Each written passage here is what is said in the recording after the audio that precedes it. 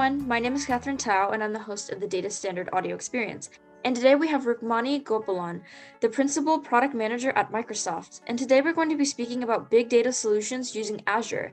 So welcome to the show, Rukmani. I'm excited to learn more about your field and just learn more about Azure in general. Thanks so much for the opportunity, Catherine. I'm so thrilled that you invited me to this podcast and can't wait to talk to your audience about Azure and big data analytics. Yeah, and we're so excited to have you. And so let's just get started. Can you tell us more about your background? Yeah, definitely. So I am a principal product manager at Microsoft, and I work on a product offering called Azure Data Lake Storage, essentially helping customers build their big data analytics solutions on Azure.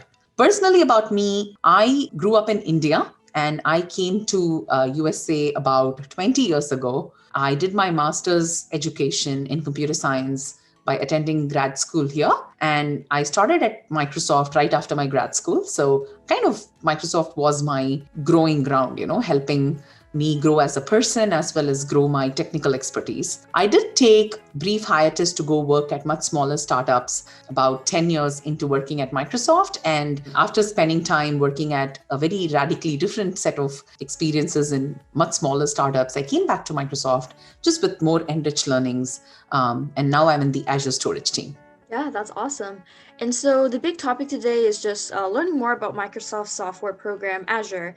Can you tell the audience more about this software and who may not know about it?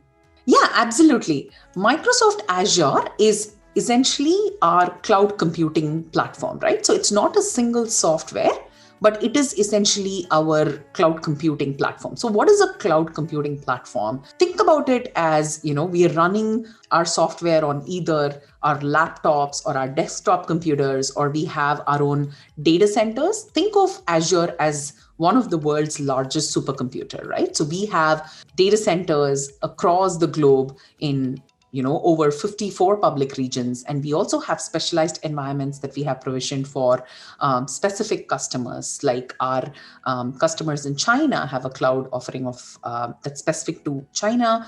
And we have a specific cloud environment for our government customers. So we do have, think of these as rows and rows and rows of computers hosted in data centers that our customers can leverage. So in this cloud computing platform, Azure, we essentially help our customers run all their softwares and services used to powering their businesses. And in addition to the hardware, we offer a ton of offerings, right? So Azure offerings essentially fall under three big categories: infrastructure as a service, or IaaS, platform as a service, or PaaS, and software as a service, or SaaS. What is infrastructure as a service? We have, resources available for you from our cloud offering, say compute, storage, and networking.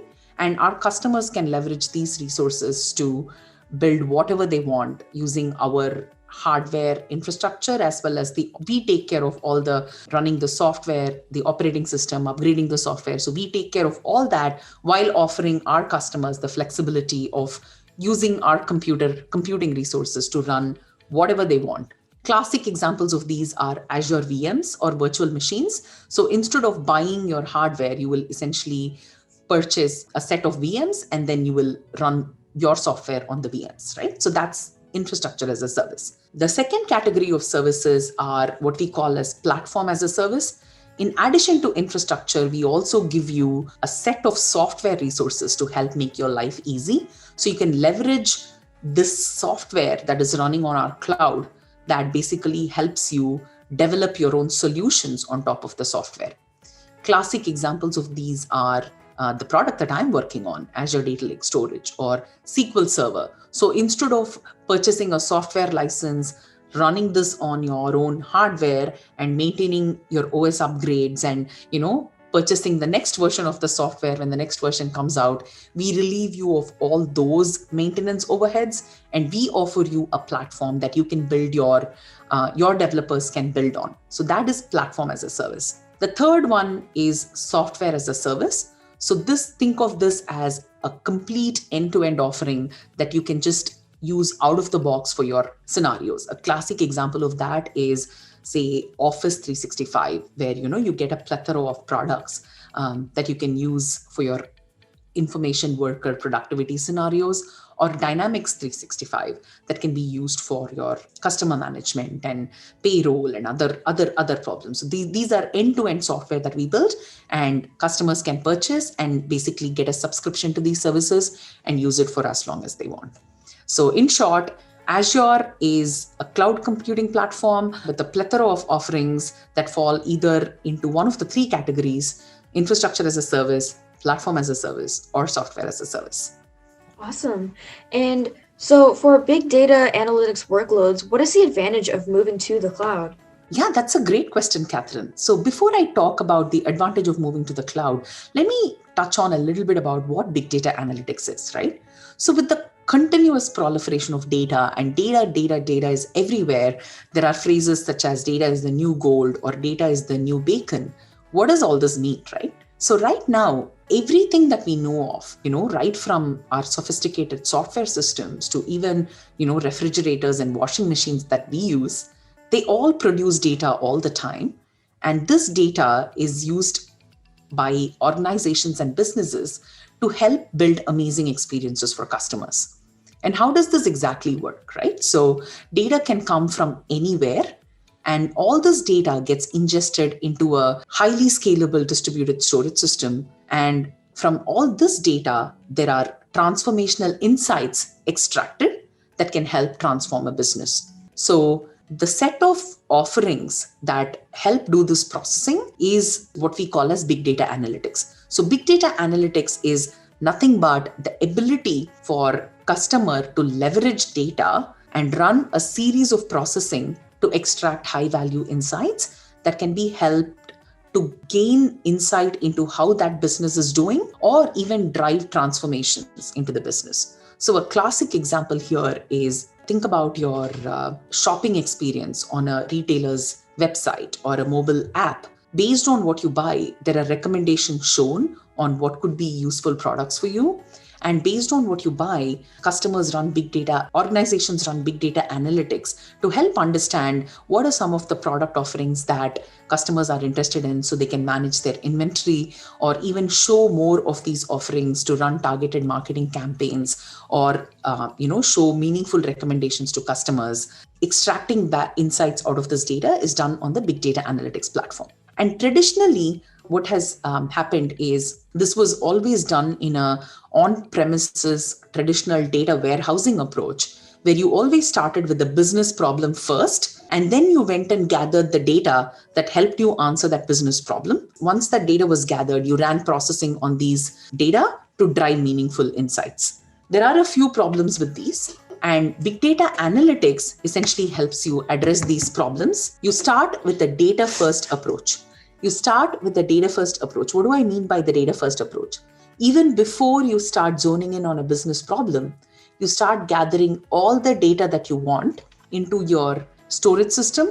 When you have a business problem to be answered, you apply a series of transformations in this data that you have stored in the raw natural state. You extract high value insights. First and foremost, what this lets you do is get any kind of data to draw insights. You're not demarcating data between highly structured data like your databases. You can get value out of any kind of data without imposing any restrictions on the size and format of the data. And that lets you really help extract the insights out of this data without, or with the fundamental philosophy that all data is valuable. And second of all, moving to the cloud is going to really help you manage your cost. So the total cost of ownership is going to be lowered, and that is a commitment that we take very seriously in helping our customers move to the cloud journey. Why do we promise this? First and foremost, when you are provisioning cloud resource, you are always only paying for the resources you consume. You're not buying hardware in advance and letting it sit. A classic example is, if you are a financial firm who wants to run monthly reports, you will have resources that are heavily utilized 3 days of the month, say, or even 1 week of the month running resources. And if you were to do this in an on-premises infrastructure, you are essentially going to have all that hardware sitting around, and you have to provision for this hardware no matter how long or how much you use it. Versus if you are on the cloud, you are going to help only pay for those 3 days or 1 week of usage, lowering your old cost. And let's say there are special circumstances, say end of the year closing or fiscal year closing, where you have an unprecedented need and demand, you are able to elastically burst and increase your demand by going on a cloud as opposed to staying in an on-premises infrastructure, because then you have to always plan for peak utilization and have all these hardware resources sitting on the on-premises infrastructure.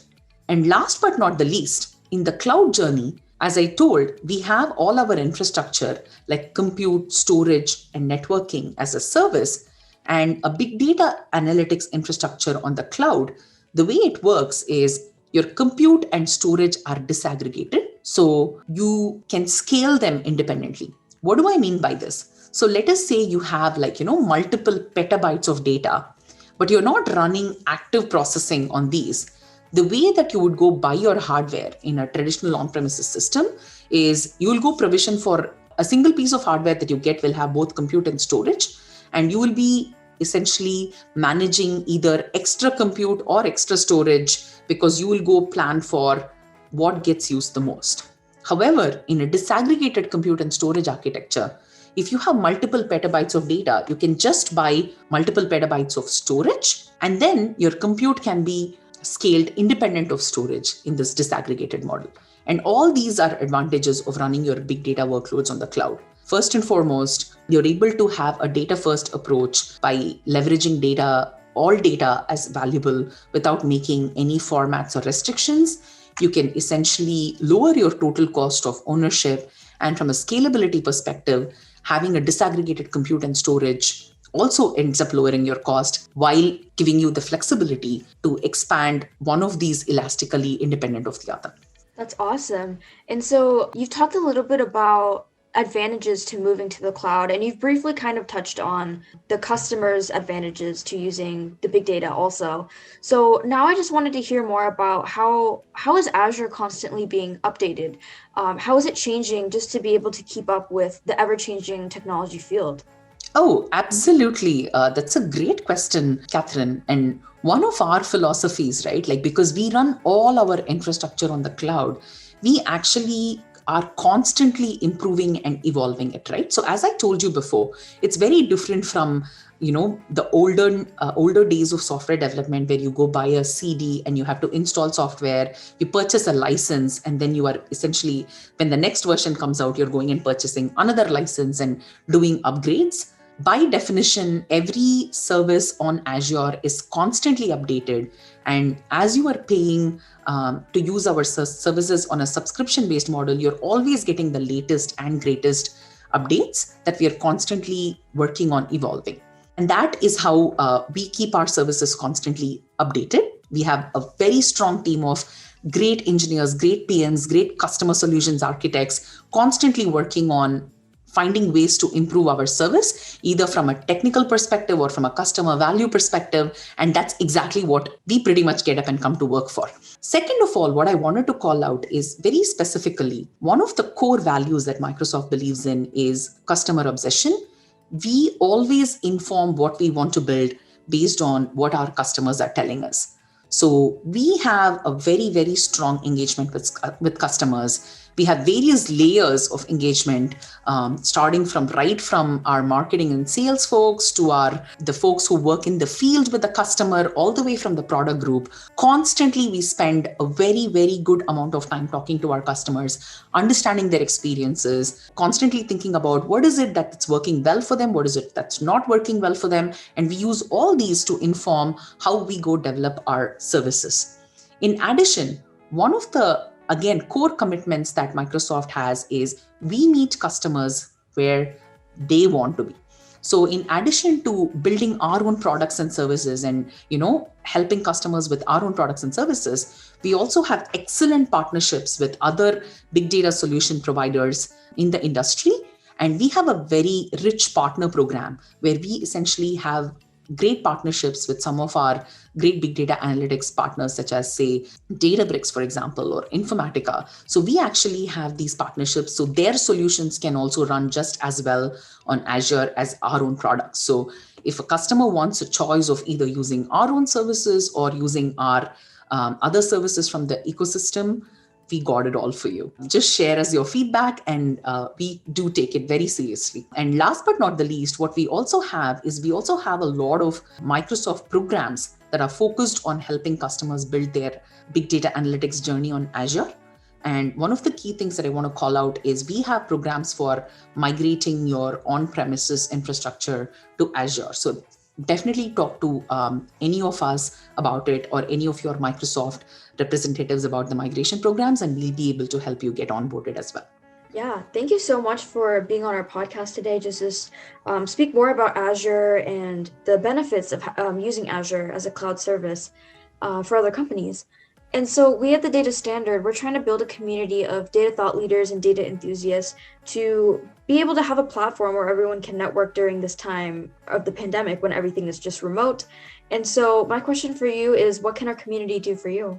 Yeah, I think this by itself is a great service, Catherine. Just the whole idea of having a Data Standard podcast and building a community of anybody who is interested in data, not just experts in data, but interested in data, is a great thought, right? Because I got a chance to listen to some of your other podcasts, and it was great hearing from, folks who are running the data platforms for industries or data solution providers like myself. So these are great thoughts that are out there. We would love to hear more about what customers are expecting, what other folks are doing. So keep doing what you're doing. And in addition, if there are any networking opportunities or opportunities to collaborate with other folks in the industry or other customers who are interested in their data journey, then that would be great for us to get probed into as well.